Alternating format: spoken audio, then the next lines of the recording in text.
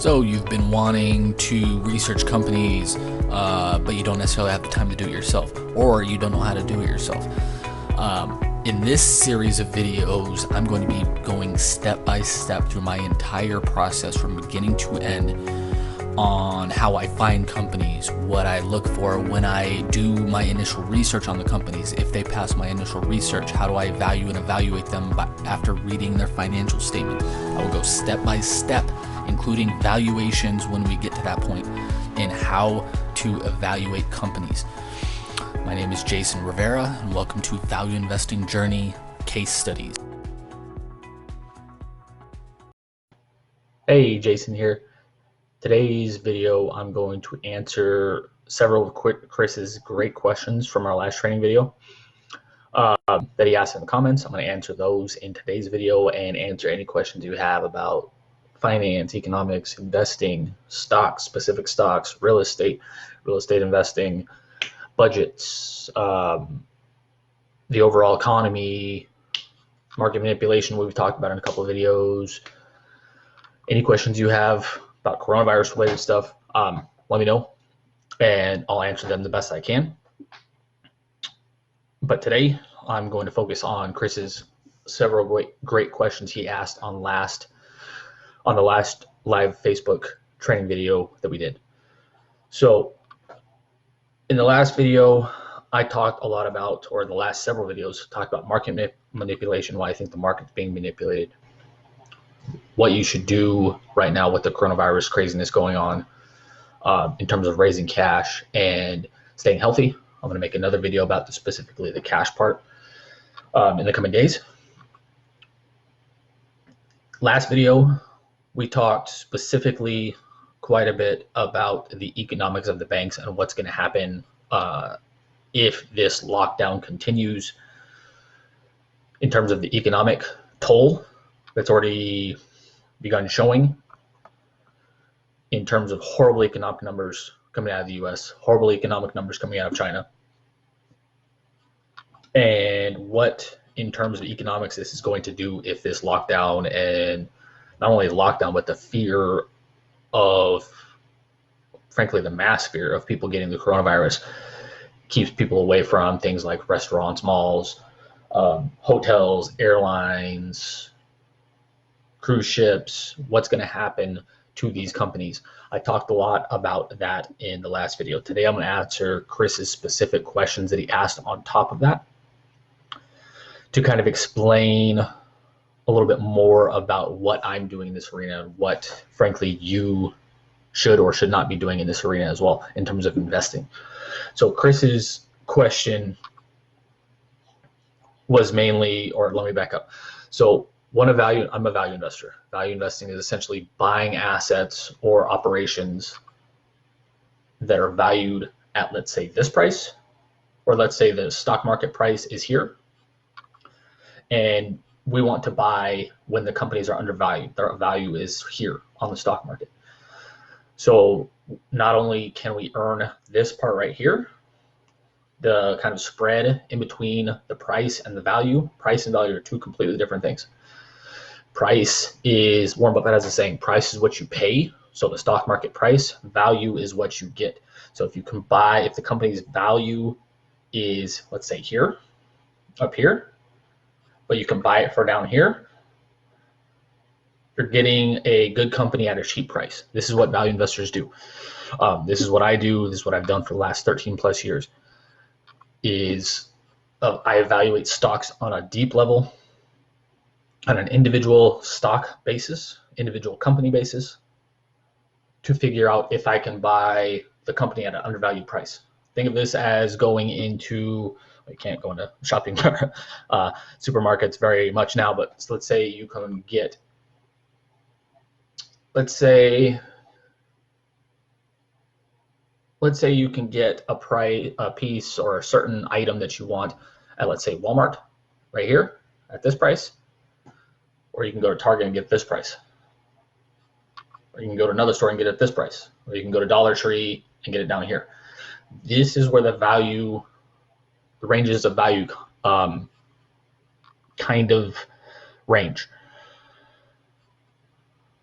Is it worth your time to go to Walmart and get a bunch of stuff at one time? Is it worth to go to Target to get maybe quote unquote higher quality things, or the perception of higher quality things at a certain price? Is it willing, or are you willing to go to Walmart to get quote unquote perceived to be lower quality items potentially, and go to Walmart and get more stuff? This is what value investors do. On an everyday basis, we look for companies that are undervalued. We look for assets that are undervalued.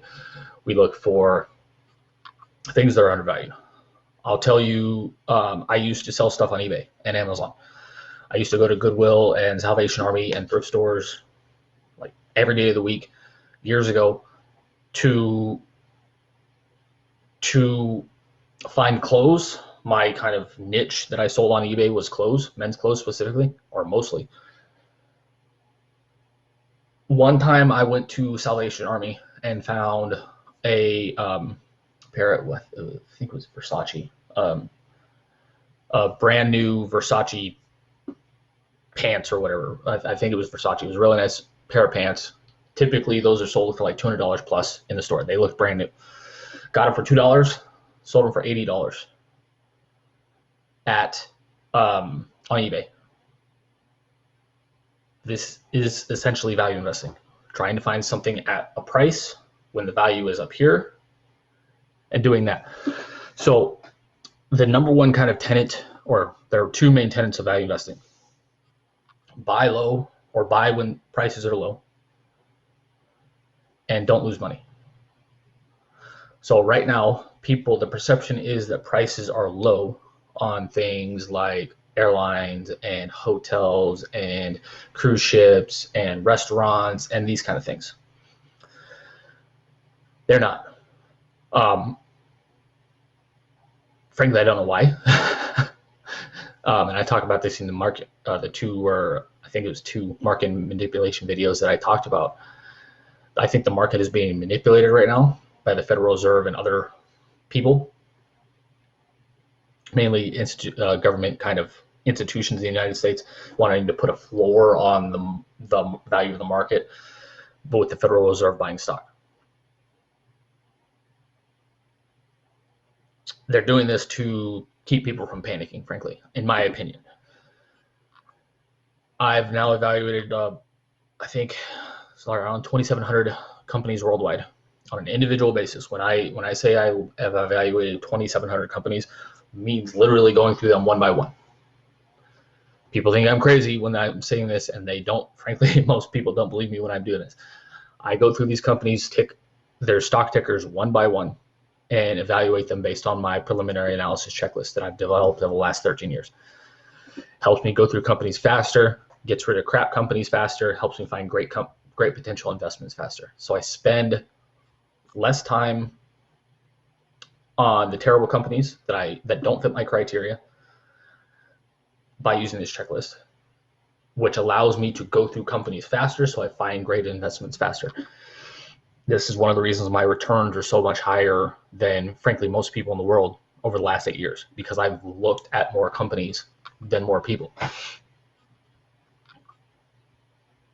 After looking at 2,700 or so companies worldwide over the last 20-ish days, 25 days, stocks, in my opinion, would have to fall another 30 to 50% to become cheap. Again, every person, the reason I did this when I said cheap is because every person's definition of cheap in terms of value is different. I haven't bought a stock in 5 years because I can't find anything that fits my specific criteria. I still know other value investors that have been buying things pretty much on a monthly basis for the last 5 years. So even among value investors, there's a wider range of conservatism, I guess, when it comes to what they require. I am on the extreme conservative side. I want a gigantic margin of safety. I want as much margin of safety as possible, which limits my downside and also increases my upside. By my analysis, stocks in general, again, 2,700 companies, I think it's like 64 countries I've looked in now, would have to fall another 30 to 50% to become cheap, by my estimates.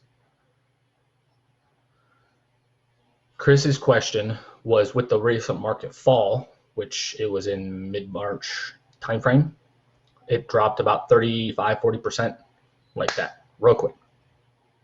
But what happened with the Federal Reserve, and again, I think what is happening with the market manipulation is the market went like this, and then it shot back up like this. It's up at this point, I think, since its immediate fall, it's up, I think, 20 to 30% as of this recording. So while the stock market is down significantly still from its highs in I think it was mid-February of about 29,000, just under 30,000 points, stocks still are not cheap. How do I know that? I don't, most of the time, I don't focus on macro type big picture things in the overall stock market. Again, I focus on individual companies, individual stocks. So individual stocks, I've done my analysis there. 2,700 companies, 64 countries worldwide. By my estimates there, stocks would have to fall another 30 to 50% to become considered cheap. But what about at kind of the top level of the market? What is the market kind of value at? This is my answer to Chris. Is based on the Shiller PE, which again, I'm not a macro guy, but this is probably the best metric for the overall market that I know of. Oops. I'm going to post the link here so you guys can see it. I'm going to get the picture, if I can, bring it over here so you can see it. And it will not let me do that. So, and I cannot share screen either for some reason. So what we're going to have to do here is cannot share the screen. So if you're watching or you're watching the replay of this, go to this link and I'll tell you what I'm talking about now, because unfortunately Facebook is not allowing me to share my screen right now for some reason.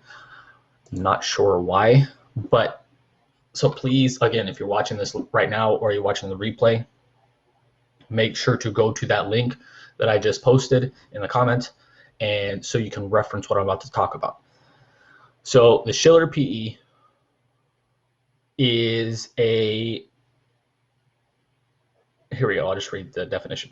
Price to earnings ratio is based on an average inflation adjusted earnings from the previous 10 years, known as the cyclically adjusted PE ratio, or the CAPE ratio. So what does that mean? That means essentially that this metric is adjusted for inflation. So this over time shows the kind of valuation of the market on an earnings net income basis based on the price of the companies. They do this as a composite of all the companies, I think, and this is the S&P 500. Yep, S&P 500. So all 500 of the companies, this is kind of the average PE ratio of the companies in the S&P 500 adjusted for inflation. Now, as kind of a side note, if you guys have watched my other videos on earnings, PE ratios, I don't like PE ratios. I like cash flow and owner's earnings and operating income, but frankly, there's no metric that I know of for the overall market that bases it on those. So this is kind of what we're left with here. Is this Shiller PE? This is the best metric that I know of. That Buffett uses another one that I think it's market cap. Actually, I don't know off the top of my head. It's market cap versus something. And he uses that one. Frankly, I prefer this one because it adjusts for inflation, so you can kind of get a picture over time, over the last 140 years, I think is what this is, 140 or so years of the United States market, S&P 500. So right here, you see this huge run up. This is in the 1920s, 1930s, of course, the Great Depression. This huge run up over here in the 2000 year, that's the tech bubble. This over here, about the 2010 timeframe, is of course the Great Recession, and we're over here. The market, my answer to Chris was not only are individual stocks not cheap, but the overall market is not cheap as well. Again, I've done my own research on the individual companies. This is the overall market that we're looking at here. Based on this Shiller PE, again, the CAPE ratio, the overall market was in February was more overvalued at any point of the last 140 years other than the tech bubble in the early 2000s. That means the market, based on this metric, was more overvalued than either the Great Recession or the Great Depression. So what about after the fall? What about after the fall? As of today, we're at a CAPE ratio of about 27.12. That puts today, even after the fall and the recovery, that means that the market is overvalued more today than at any point in history other than the tech bubble in the early 2000s and the Great Depression. The average CAPE ratio during this time is 16.7. So we're at 27 points. So that means the market compared to the average is overvalued by about 40% today. Again, even after the recent fall and then recovery.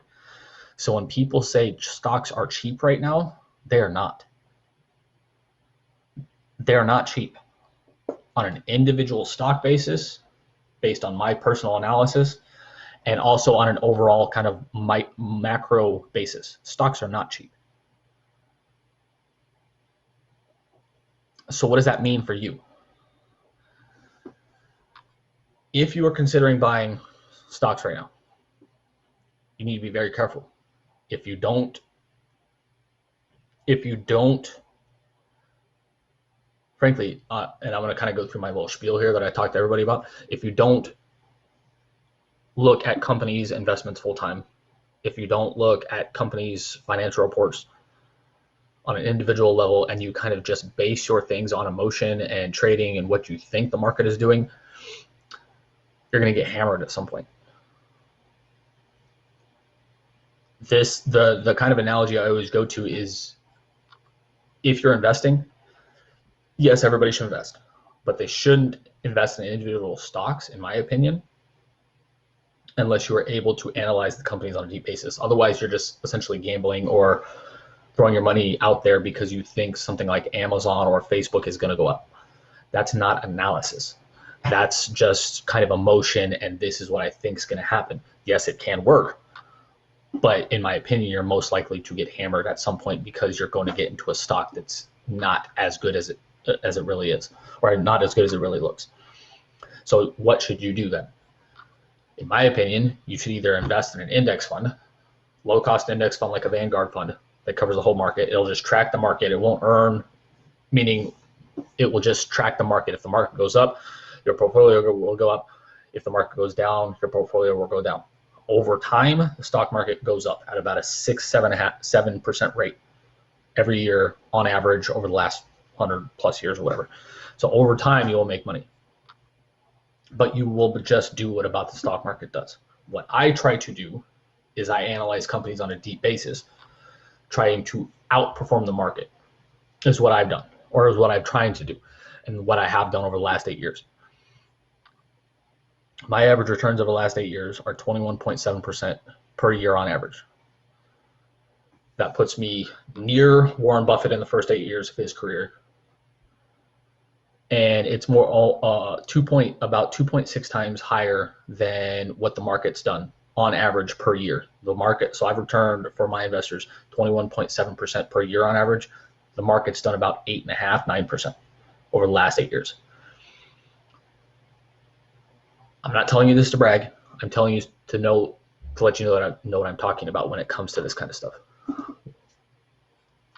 Most people should invest in a low-cost index fund if they don't know what they're doing, or they should invest with somebody like me they can trust who loves doing this kind of stuff and knows what they're doing.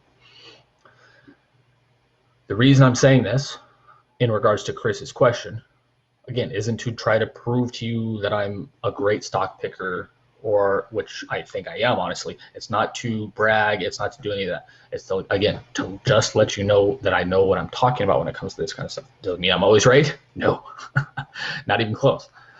Does it mean I'm more right on average than most people in the world when it comes to picking stocks? Yes, it does. But specifically when it comes to Chris's question, stock market overall still overvalued. Individual stocks still massively overvalued.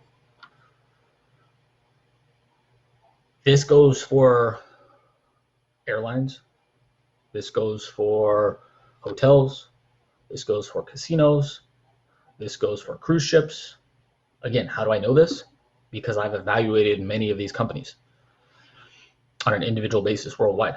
Casinos specifically, hotels, and airports, not airlines, airports.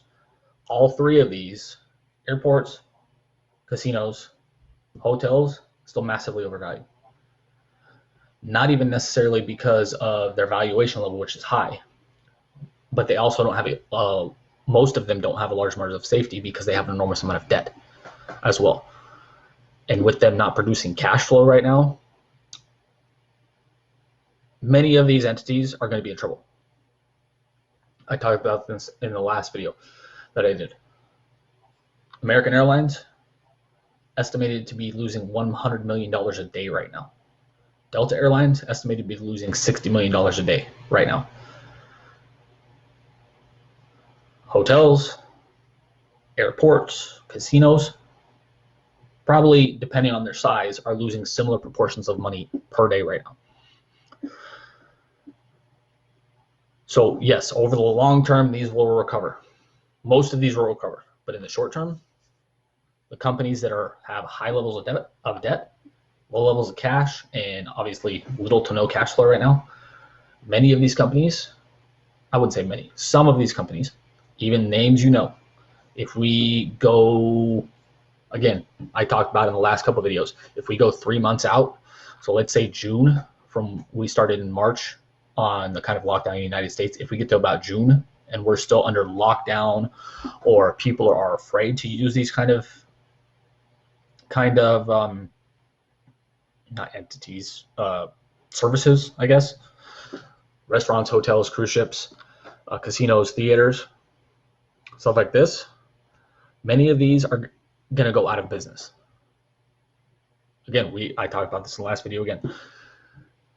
AMC Theaters, largest theater chain in the United States, one of the largest in the world, already getting ready to file for bankruptcy 1 month into this. So if we go 3 months into this, many of these companies in the leisure and tourism industry are going to be in trouble. Why 3 months? Again, if you haven't watched my previous videos, why 3 months? 3 months because by my estimates, again, based on my research, most companies do not have enough cash or cash flow to sustain themselves for 3 months without getting paid. Most companies worldwide.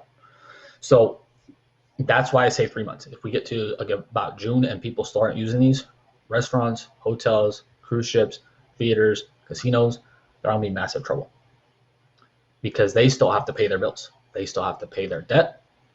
They still have to pay their employees if they're not laying off their employees en masse. They still have to pay for their operating costs, especially airlines, which are kind of still working in the United States.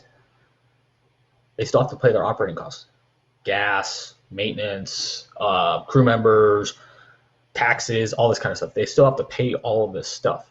Again, if this goes on for longer than 3 months, most companies are going to be in trouble because they cannot afford to go more than 3 months without getting paid or with getting a fraction of their normal pay. So to fully answer Chris's first question, yes, over the long term, most of these will be fine. Some of them will go out of business. Some will be bought at really cheap prices by other businesses that survive. And while I am looking specifically at casinos stocks, hotel stocks, and restaurant stocks and stuff like this, and I have some on my watch list, I haven't bought any at this point because frankly, there's too much unknown. While I think I'm great at what I do in terms of analyzing balance sheets and reading the cash flow statements and seeing if companies have enough money to sustain themselves, again, we don't know how long this is going to go on. Even if, and I talked about this in the last video from a question from Charles, even if we open up the world tomorrow, complete lockdowns are open up worldwide tomorrow, I think fewer than 20% of people will be comfortable going out in large groups, going to restaurants, going to casinos, going to theaters, going on cruise ships, going to hotels, flying on airplanes. I think fewer than 20% of people worldwide will be comfortable doing that kind of stuff and either not worrying about themselves getting the coronavirus or getting their loved one sick and possibly having their loved one die because they went out. This is just my personal opinion. I don't have any problems with whatever your politics on this. Frankly, it doesn't matter. This is my personal opinion based on my experience. I think less than 20% of people will continue to go out. So even if we open the markets today, open up the world today, we won't be back to quote unquote normal for a long time. So what's going to happen to these companies again? I don't know. Many of them will stay intact. Many of them will grow. Some of them will go out of business. Frankly, again, while I think I can pick very well based on their balance sheets and cash flow statements and stuff like that, which companies will kind of fail and which will thrive. If this goes on for 3 months or 6 months or 12 months, all bets are kind of off at that point. So as of right now, I do not recommend investing in these kind of arenas, frankly, because there's too much uncertainty. Again, we don't know how long this is going to go on. We don't know how long the lockdowns are going to last. We don't know how people are going to be afraid of using these kind of services back to their, again, quote unquote, normal levels. I do have them on my watch list. Again, specifically casinos, restaurants, airports. But I still haven't bought anything in 5 years. I have some buy orders out there. They haven't been filled because the market keeps going up. So that answers Chris's question, hopefully. Again, if you're watching this, I hope I'm explaining everything well enough. If you have any questions, let me know, and I'll answer them. But now let's get to Chris's second set of questions, which are here. Let me bring them up. They're not coming up on my computer. Blah, blah, blah, blah.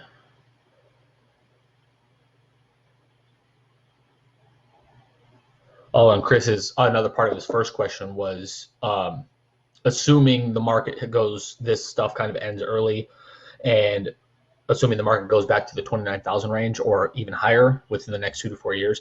I told him I wouldn't assume that. Again, for the reasons I just mentioned. We don't know how long it's going to go on. We don't know how long people are going to be afraid. Another kind of illustration of that is China just released their quarterly numbers for the first quarter yesterday, I think. They, in the history of modern China since about 1972, when I think it was the Cultural Revolution, Mao Zedong, all that kind of stuff, all that craziness. Since 1972, China has been growing like crazy because they've went away from kind of full communism and went to what's called a state-run capitalism model. So they became more capitalistic in the early 1970s. Since then, their growth is skyrocketed.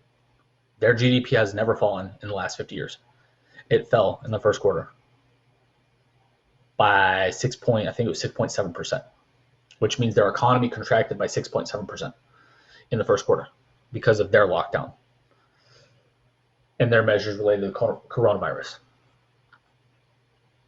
I think those numbers are probably double that, at least in a real world sense. I don't believe any numbers coming out of China right now. I don't really believe they're coronavirus numbers. I don't believe they're economic numbers. I think their economic numbers are probably way worse than that, to be honest. So the real kind of test will be when European countries,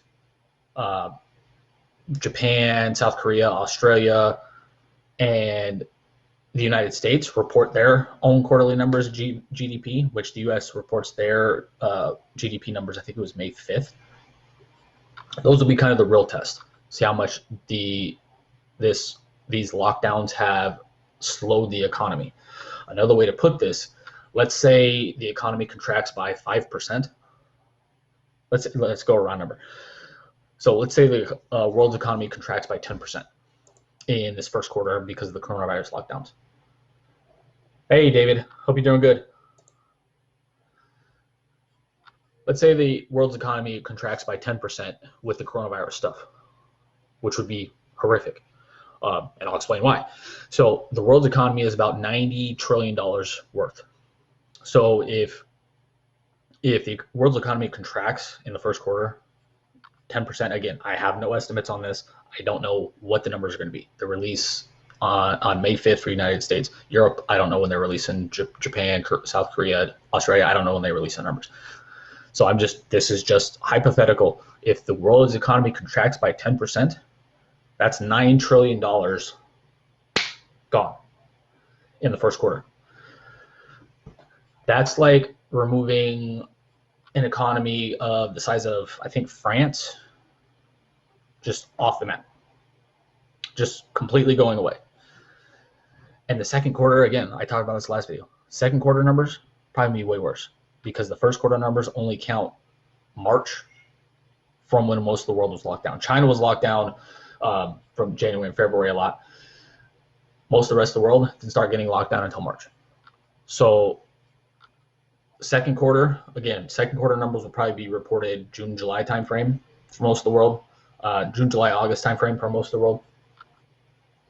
That will be the true story of kind of what we're dealing with here. So I would not assume that we're going to go right back to 29,000 points. Again, even if the world markets and the world's restaurants and hotels and sporting events and everything opens up tomorrow. I would not expect that anytime soon for the reasons I'm talking about. So to get to Chris's other question,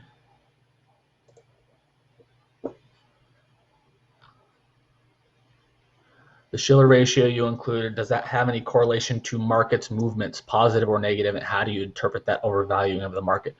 So there's a great saying and I think this was John Maynard Keynes, the economist, who said this: the market can stay solvent, or the market can stay irrational longer than you can stay solvent.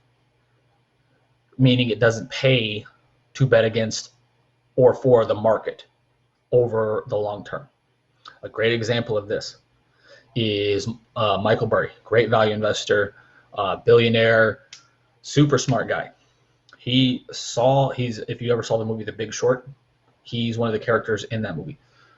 Christian Bale plays his character. He saw the housing crisis coming. He bet on it in a huge way to make a lot of money out of it for his investors. The market kept going up. His investors freaked out because they were losing so much money. Many of them took their money out. About a year later, the market completely crashed, and the investors that remained made hundreds of millions of dollars on his bet. If all of his investors would have remained, they would have made billions of dollars combined.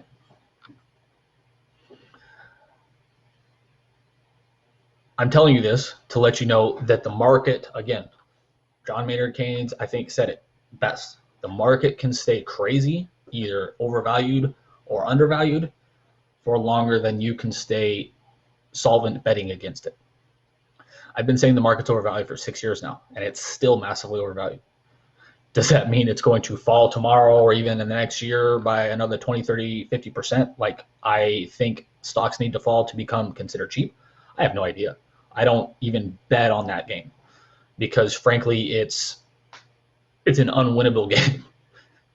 Even if for people who have hundreds of millions and billions of dollars, like Michael Burry did, his investors freaked out because in the short term they were losing money. If they would have stayed put, they would have made tens of billions of dollars. I don't have that kind of money. So, and frankly, I'm not good at that kind of forecasting. Actually, I suck at forecasting. I don't forecast. I suck at it. Suck at predicting things. Suck at predicting things when they're going to, specifically when something is going to happen. If somebody tells you they're a great forecaster, they're lying. There are no great forecasters over the long term. Over the short term, yes. Over the short term, people can say they saw this coming for a year or two or three.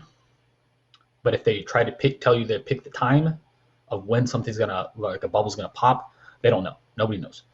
Not even great Warren Buffett or George Soros or any of these great investors. So I don't even try to play that game. The market could, for all intents and purposes, fall like it did massively, then go up. I don't know. I don't know what's going to happen. Again, I don't play that game. I'm in this investment for the long term. And when I say long term, I'm thinking decades, not months or years. I'm in this to make myself and my investors as much money as I possibly can over the long term to compound their capital. Frankly, I don't care about what's going on in the market on a daily basis. Although right now, again, I think it's being manipulated. So that bothers me. But on an individual daily basis, what the market is doing does not affect me. When an example of this is when we're not dealing with kind of coronavirus craziness in the market up and down, and all the stuff that's going on in the stock market right now, I don't check the price of my stocks in normal times, maybe once a month. Frankly, I don't care what the price is today. I care what it is over the long term, and what the value of the company is, more importantly, not the price.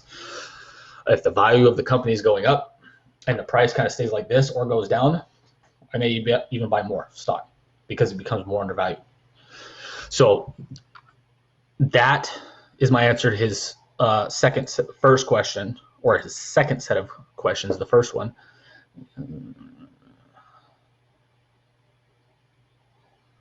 I don't know what types of securities you work with, but is there a risk associated with investing in bonds or money markets trying to buy U.S. debt at a time like this?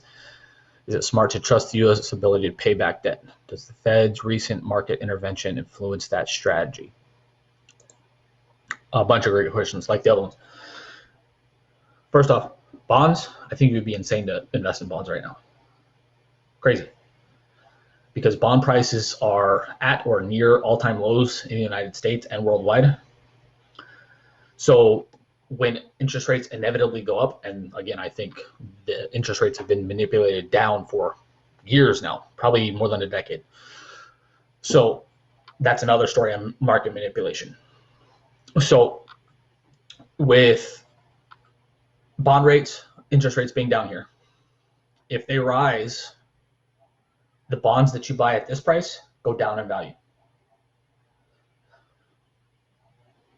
So I think you would be insane to buy bonds right now because, frankly, in the United States, they're at or near zero. So they can't go down. If they go down in price, you would increase the bonds that you own would increase in value.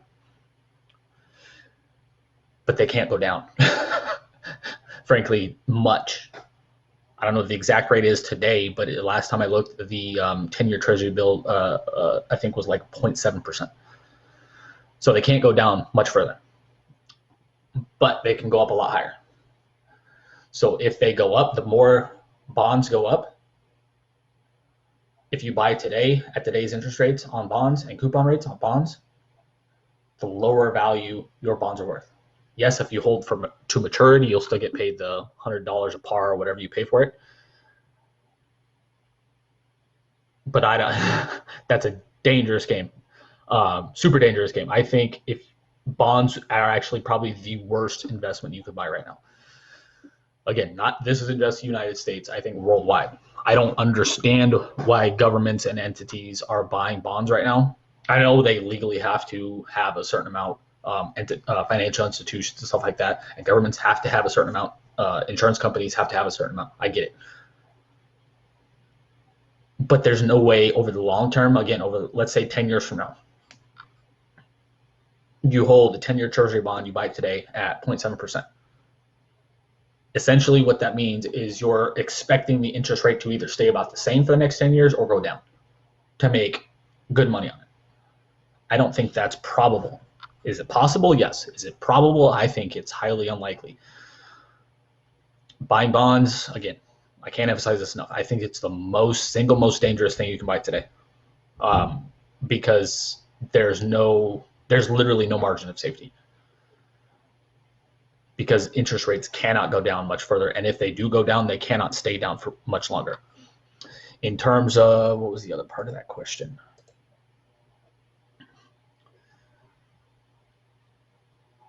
Money market funds, I mean, those are fine. Those are essentially, you're not going to earn anything, but you're not going to lose anything. Those are similar to savings accounts. So, yeah, I mean, money markets are fine. Trying to be, it's smart to trust the U.S. ability to pay back debt. Over the history of the United States, yes, the United States is, in terms of their bond payments, are probably the most safe asset in the world. But again, today, I don't understand. Logically, it makes no sense to me. Again, I know legally they have to. Financial institutions, governments, I understand that. I know they have to. Logically, it doesn't make sense though, because interest rates are so low. Essentially, if you buy a bond, another way to kind of illustrate this, if you buy a bond at 0.7%, not only you're expecting interest rates to stay about that rate or go lower to make money, but even if you invest in that fund, after taxes and after inflation, you're actually losing money. Taxes, let's say over the long term, let's say you hold for 10 years, let's say it averages, and again, this is off, but let's say, just to keep the numbers straight, or let's just keep the numbers simple. Let's say taxes over the long term on a 10-year bond are 2% per year on average.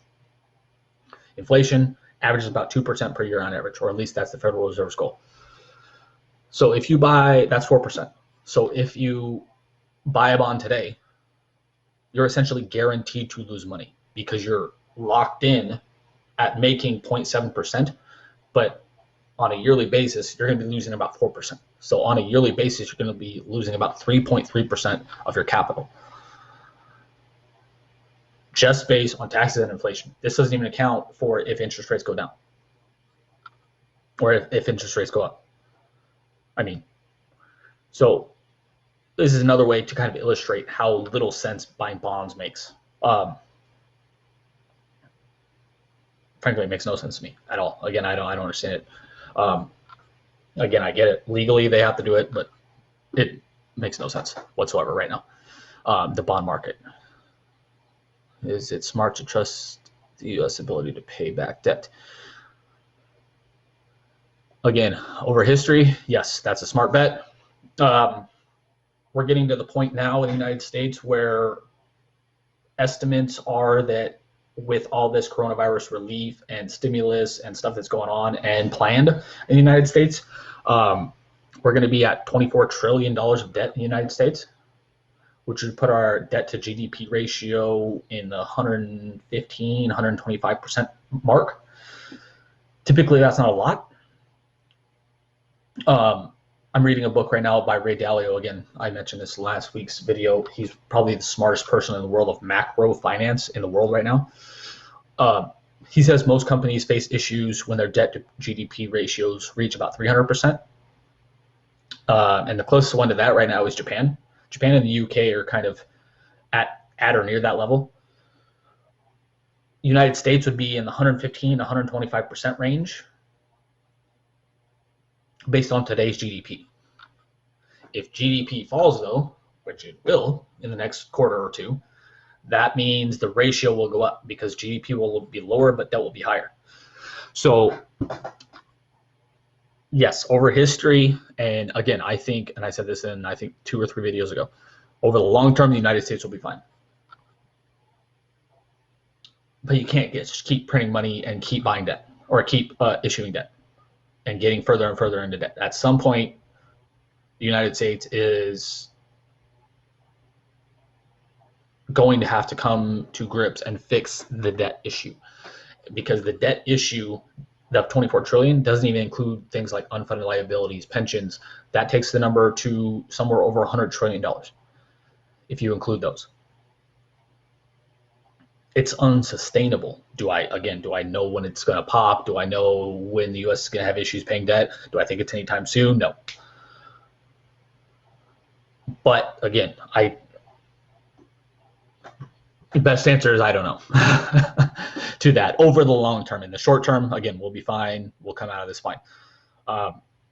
In the long term, the U.S. will be fine, but we're going to have to figure out what to do with the debt. This can't, frankly, it's unsustainable. It can't keep going on forever.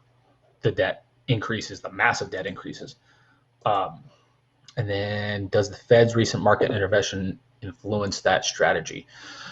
Chris, from these questions, I'm assuming you're either in finance or investment banking or something. These are awesome questions. Does the Fed's market intervention affect that? Yes, it does. To a degree that I know what's going to happen. Again, no, I don't play the macro game. Frankly, I don't think anyone in the world knows what's going to happen, because the world's economy has not just ever stopped like this for any period of time in, frankly, world or modern history or economic history. I cannot think of another time where the economy just stopped. Not even during World War I or World War II. The economy went kind of high gear actually during those times. Yes, it was mostly military-based spending, but the economy was still running. It didn't just stop like it's doing today. So I don't think, frankly, anyone knows what's going to happen in terms of the Federal Reserve's market intervention. I don't even think they know, to be honest. I think they are trying to do their best and what they think is best based on history and what they've researched and stuff like that. But frankly, I don't think they know what's going to happen. Again, and we're only in the United States about a month into this complete stop. If this goes on for 3 months, we're in massive trouble. If this goes on for 6 months or 12 months, we're in even bigger trouble. Again, I don't think anybody knows what's going to happen. So is it going to affect the market? Yes, I think the market's being manipulated right now by the Fed, because they were given authorization, I think 2 weeks ago, to buy ETFs, which means they can buy stocks. So that's why I think the market's being manipulated and they're putting kind of floor on the stock market right now. Do I know what's going to happen in the short term or long term? In terms, kind of the opposite side of that, in terms of inflation or deflation or hyperinflation or depression or anything like this, I have no idea. Again, I don't think they do either. So great questions, though. I hope this helped. Chris, if you're watching this, I'll make sure to tag you when I post this video. If anybody has any questions about any of this or anything, debt or finance or economics or stocks or investments or budgets or coronavirus or economy related, let me know. I'm going to stay on here for a couple more minutes if you guys have questions. If not, I will get off soon. But while I'm waiting for questions, I've been saying this at the end of every video. We're in unprecedented times. We don't know what's going to happen. Like I just said, I don't think the government entities or the people running the money supply, the Federal Reserve, and the United States governments around the world, I don't think they know what's going to happen. Best things I recommend you do: raise cash, stay healthy. Raise cash, and again, I'm going to make a video about this specifically because this is going to be, frankly, important for a lot of people, especially if this goes on for a while longer. Raise cash means if you have to sell stuff on eBay, start an online business, consult, work on Upwork, work on Fiverr, build an online business, sell videos online, do something or work towards something, some way you can make money. Even if it's not today, work towards something you can make money with online in the future. Second part of that, stay healthy. If you don't stay healthy, you can't raise cash or make cash. And if you don't stay healthy, not only are you in trouble health-wise and economic-wise, but you may also get your loved ones sick as well. So at the end of every video, I've been talking about this kind of stuff because every person I talk to who knows I'm in investments and finance asks me what I recommend right now, because we're in completely unprecedented times. Again, We don't know what's going to happen. Federal Reserve doesn't know what's going to happen. Governments around the world don't know what's going to happen. The economy has never just stopped like this. In unprecedented times, cash and health are pretty much the two most important things. Two most important things I recommend. Raise cash, stay healthy. I'm going to stay on, again, if I don't want to bore you guys to death, like I say at the end of all these videos. I love talking about this kind of stuff. I can talk about this stuff all day, but I also don't want to bore you guys to death. So if you have any questions, real quick, let me know. Otherwise, I'm going to get off of here, so I'm not just kind of rambling. So give this another minute or two.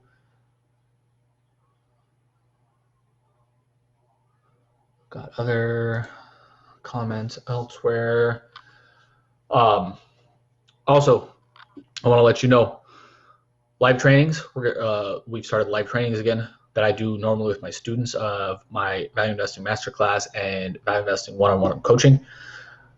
We're starting those up. Those are going to be every Saturday or Sunday for the time being while we're doing this coronavirus stuff. Again, normally these are only available to paying students of those programs. We're going to be doing these for free. So if you want to join those, we're going to be talking more specifically about valuation, stock analyzing stocks, going over terms and terminology and techniques on value investing and investing in general and how to pick great stocks.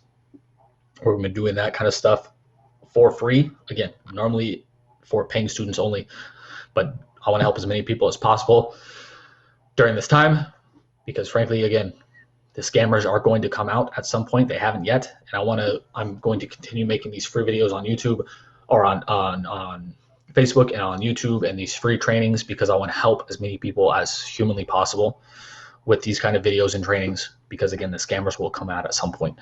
They have not yet, I'm surprised, but they will come out at some point and I want to help as many people as possible make better decisions with their finances and frankly stay away from the scammers. So during these crazy times we're dealing with. So I hope this helped.